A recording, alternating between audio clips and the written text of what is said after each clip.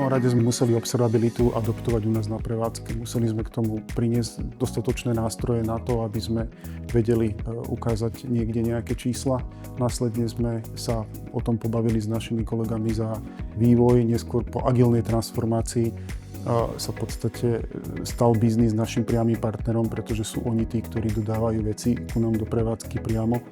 A v tom momente, keď potrebujete spolu nastaviť nejaký kontrakt o tom, čo má ako performovať, čo má ako fungovať, v tom momente potrebujete observabilitu, pretože biznis nezaujímajú zelené čísla systémového health checku, ale biznis zaujíma to, či ich proces alebo služba funguje, a to sme im my dokázali priniesť.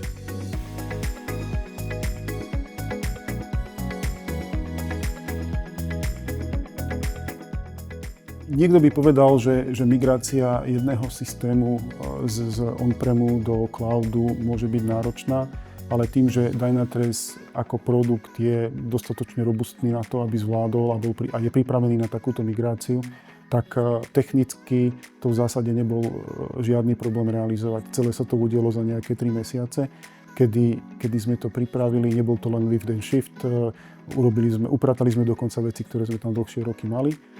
A možno najnáročnejšiu cestu, ktorý každý pravdepodobne zákazník bude musieť absolvovať, je tá, že najprv sa musí dohodnúť v rámci firmy o tom, že tento presun je možný. A to je asi celé.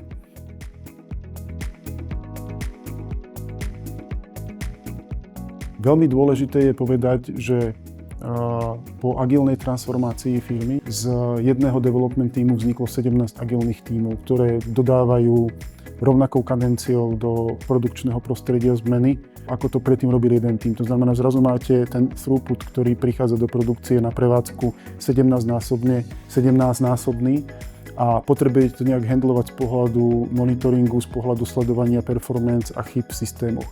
Už nie je možné dnes vopred nejakým spôsobom predikovať to, že na akú metriku sa zameriate, ako vypustíte, kde bude aký threshold.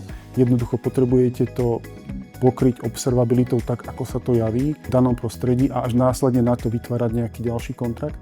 A čo vlastne SAS ako také prináša, je práve to, že dokážeme efektívne pokryť akýkoľvek release v neprodukčnom prostredí, ktorý predtým, ako nasmerujeme do produkčného prostredia, dokážeme vďaka tým metrikám a všetkým novým features, ktoré sú dostupné v SaaSovej verzii, dostatočne vyhodnotiť na to, aby sme vedeli sme odhaliť problémy, ktoré tam môžu prísť, alebo povedať, že ten release je stabilný.